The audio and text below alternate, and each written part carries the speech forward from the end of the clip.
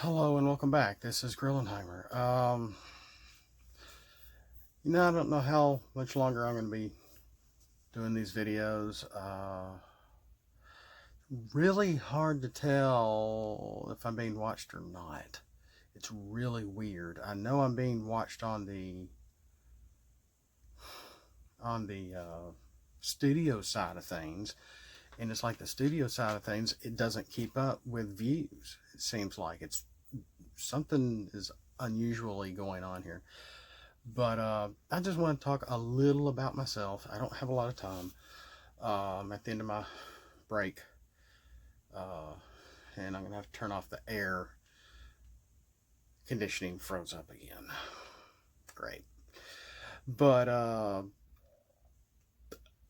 grew up I was born in the early 70s. And so I grew up with and I think I've mentioned this a long time ago before, that I had grew up with a leg in the 70s, a leg in the 80s. When Transformers came out around 84, I was like a preteen, and I just fell in love with the cartoon. And it was just a big thing to come home from school, get off the bus, run into the house all by myself for the most part. I have an older brother, but he wasn't there for very long, and once he turned 18, he left, went to college, or tried to go to college. And the joy of getting off the school bus, running in to see the new Transformer show, because every day, an episode came on in the afternoon, and it was just a joy. And I was just hooked on that show. And it was a fun time. And I don't remember a whole lot of that era, but I was, like I said, I was preteen, and I remember that Christmas, 84, 85, I think it was 84, and I got two figures. I got, like, a friend of mine gave me Starscream. I got three figures. I got Starscream, Ironhide, and Kickback. I don't think I have the Kickback anymore. I still have my Ironhide. I don't know if he's got all his parts. He's missing some tires. And Starscream may be missing his blue fists.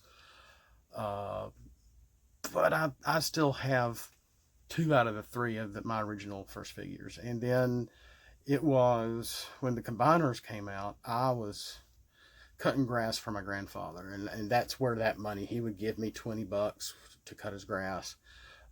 He had a nice yard too. It wasn't small.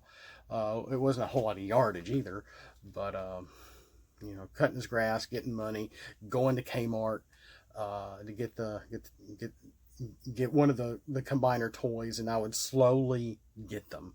And it was just fun, going out and seeing those toys back then. And remember opening Hotspot. Yeah, the one I just did the abilities for, and opening him up, that blue, ugly baby blue fire engine, and the tires, because it was real rubber. It had this neat smell to it when you opened the package, and I'm like, oh, this smells so good. and because all those early toys had a little bit of metal, and the tires were rubber, and they just don't do that anymore. And it was just the neatest feeling. It was like, opening up the figure for the first time just smelled so good. And it was, that little bit of rubber in there on the tires. But, collecting the combiners was fun. And then, like I said, I was an early teenager. And so for till about 86, I remember when the movie came out, I couldn't drive yet. I had to be driven to the theater. Nobody wanted to see this movie with me, because I guess maybe my maturity level was growing at Transformers may have been dragging me down a little. I don't know. But my parents took me to the theater and dropped me off and left. Maybe they went to the grocery store next door or something. And I was late. I was even late to the movie, so I missed the whole intro. When I walked in, it was the same time Megatron was bursting and blowing up. the Autobot shuttle as he's destroying all the Autobots. So I walk in and I'm just like, oh my gosh. And it was cool, but it was shocking when you go in and you're walking to a seat and you're staring at Megatron in the screen in the background. It was cool, but it was shocking, especially mainly. And I've said this before: Optimus Prime's death didn't affect me. It was the death of Ironhide that got me. Yeah, he talks Southern, even though his spoken by could be Peter Cullen too, and I didn't know that at the time either. So I just liked Ironhide. Like I said, he was one of the first figures I got. He talked with a Southern accent, which I just loved. And so when Ironhide from the new Netflix show popped up, and he talking like a little boy, and I'm like, okay, that's Ironhide. Whatever. But I'm not talking about that Netflix right now. But the just the seeing it in the theater was just cool, and I'd almost forgotten seeing the actual movie. I remember entering the movie because I came in late, but when they re-showed it here in my area about 2 years ago, or was it 3 years ago? 2016. Yeah, I think it was 2016. And we went with some Transformer friends, and it was like watching for the first time again. I mean, it wasn't like on your TV screen or anything at home. It was, just all in front of you. It just filled the sky, it seemed like. And it was just almost a spiritual experience all over again, very fun stuff. And like I said, I came into the movie late. I got into the toys the show a little late, if I remember. And I got into the comics even late because at the time I was getting into comics, a lot of my friends were getting out of comics and maturing and growing up and doing this and doing that. In the meantime, I'm getting into the stuff that they all were getting out of at the time. So I came into the comics like around issue. No, Prime had already been dead, so it was I think it was issue 29 with the scraplets all over Blaster and somebody else, and that was the one that pulled me, and I'm like, okay, I like this artwork, let me check this out. And the Marvel comics just had me hooked. They were so much different than the show. It seemed a little more grounded in a sense of reality compared to the cartoon also. And even back then the cartoon was cheesy, but we didn't care. We loved it because it was Transformers. We liked the characters, we liked the voice acting, we liked the colors, we liked, whatever, the stories, for what it was. And then we came, a lot of us were growing up, like I said, even me, and, leaving the old stuff behind. I think I was still in comics for a while, reading the X-Men comics and stuff like that, and Wolverine. Like I said, I was a Wolverine fan. That's kind of where I got the idea for Speared. But he had stuff coming out of his wrists instead of out of his like claws, like Wolverine had. And then I gotta make this quick. What was it? That's right, Beast Wars. Because I remember G2 coming out, and I'm like, ooh, Transformers is back in a way. And so we didn't really know it because they didn't really advertise it very well. KB had some of the toys, and they looked cool. They didn't look cool. They looked cheap compared to the old ones, the originals. And at the same time, we're like, this is okay. This Soundwave is different. This Starscream is a big black jet kind of thing. And I remember getting on a little bit of the bandwagon when they brought some of the original toys back, like the blue and green funky looking Dinobots and the recolored Constructicons, and I had gotten a few of those, but not many. I think I do remember. That's right, the metal plated Bumblebee and Sea Spray. That's where those came from. Let me wrap this up. But yeah, G2 came and went. The comics were cool. The tie-in with G.I. Joe to explain how Megatron turned into his tank mode at the time was actually pretty interesting. I had, I don't, I mean, can't remember how old I was. A later teenager in that time, and I may not have known about the whole gun controversy with Megatron. I don't remember if I personally knew that or not, but I thought it was still pretty cool that he was still imposing. He still looked like himself to some extent, except the Cobra faction changed him. So when he showed up in the G2 comic, and it was also to help promote those comics that were going to come out as well. That's why they did the crossover, I guess, which was really neat. Oh gosh. And it is in the heat of the day. I'm going to have to turn off the air. Oh, it is so hot outside.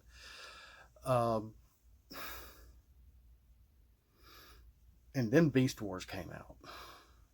And again, I've said this story before. One, I didn't know about the show. Two, I saw the toys and was a bit of appalled. And when I was helping that lady look for a rat trap, a waspinator or whatever, and she was telling me about the show, and of course my cousin and I were getting a debate, and he's like, I told you about the show first and you didn't listen to me. I guess so. But I came in around about the 6th or 7th episode of Beast Wars and just loved it. I just enjoyed it. And then I got into the toys. And I'm like, this is really cool. And then they tied it into G1, and just the fan base was just going nuts. It was either like drunk, not monkey kind of people, or the people that are like, this is cool. So that was a neat time. The internet was new, a lot of message boards out there and things, and community that was going on at that time as well. Ben U's page and all that, which I was a part of. I don't remember my username back then. Working Designs message board was still around. Gosh, I miss those guys. Just fun times, fun stuff. But in the game, again, I came in late into the game.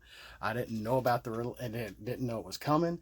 I had no idea. It had been out for a few months. I was getting Christmas presents for my kids around December. We almost put it to the wire for our Christmas in 2018, and I just happened to go by the card section up near the front because they don't want people stealing the cards, because it's just a card. Even anybody can just go boop, put it in a pocket and walk out. They're cards. And so they didn't put them anywhere else in the store. There's a specific card section up front by the doors, by the cash registers, to help prevent kids stealing the stuff. And maybe I was really going to look at Pokemon stuff or something. I don't remember. And I saw the Transformer cards.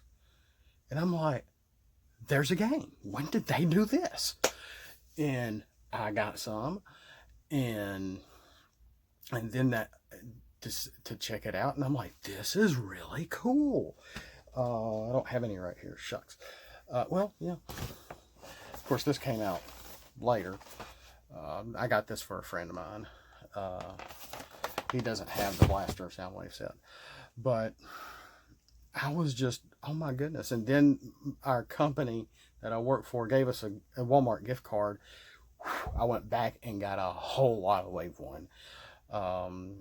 And then, that was when all sorts of stuff was going on.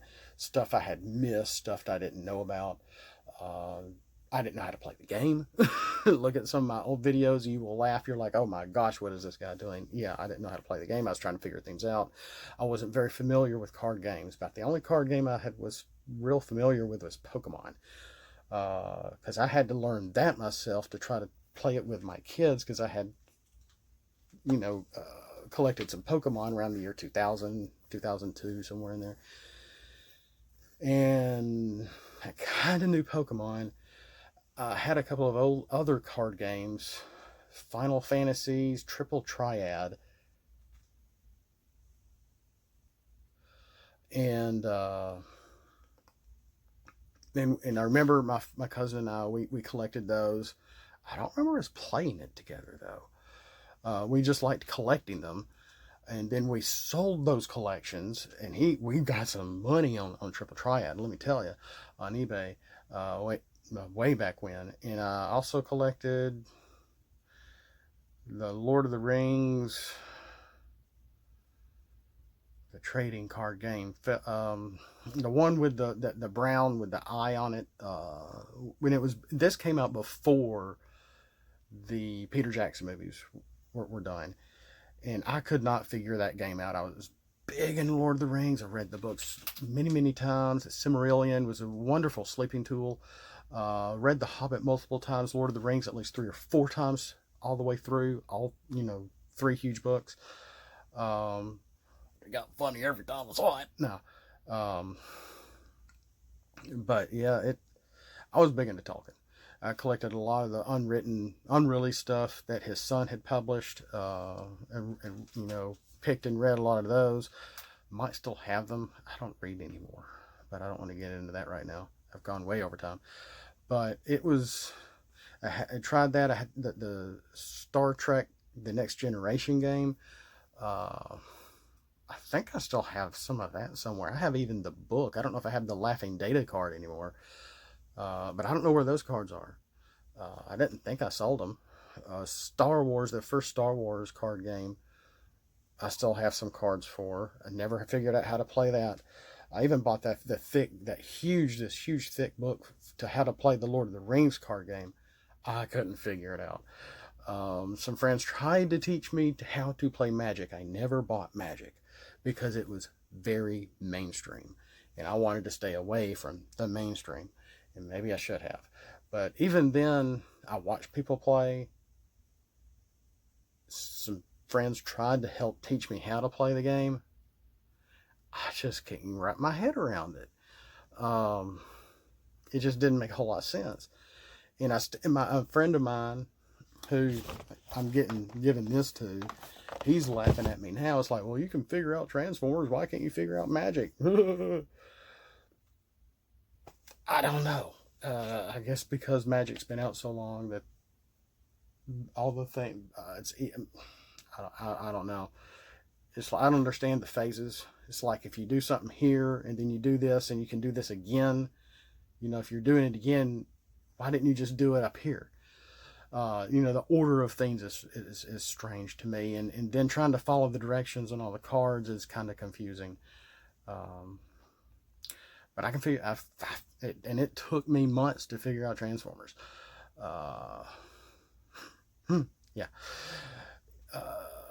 I'm more mathematically and musically inclined and not exactly card gaming inclined, but it took a few tries, and again, playing by myself, just putting 2 teams together, it's like, how does this work? And I finally understood the flow of the game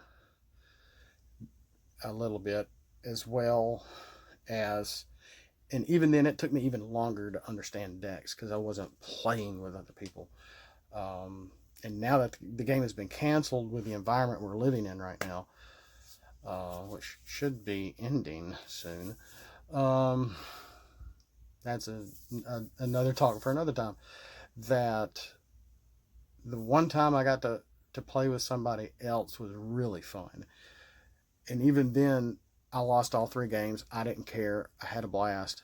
But then I started thinking, what am I doing with my decks? Maybe I do need to try to learn how to make a deck better. And even then, even if you do make a good deck, there's not 100% chance you're going to get to use to pull when you draw out of your deck because of all sorts of variables. But with your characters, with your deck, with how many cards of the same type, to be able to increase your chances of getting certain cards that you want to use. And I understand that fact. But there's still a lot of things I still haven't quite grasped. And it's been taking a lot of YouTube videos of watching other people play to go, oh, that's how that works. Oh, that's how that works. And just big, huge kudos to Joe with Wreck and Rule on really laying out things how this works.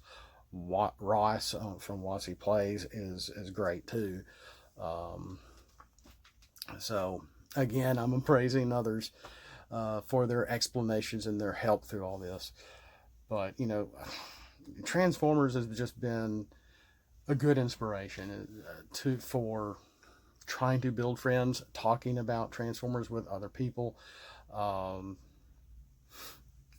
in passing and casual talk, and getting an in-depth talk sometimes, and a few little fun debates.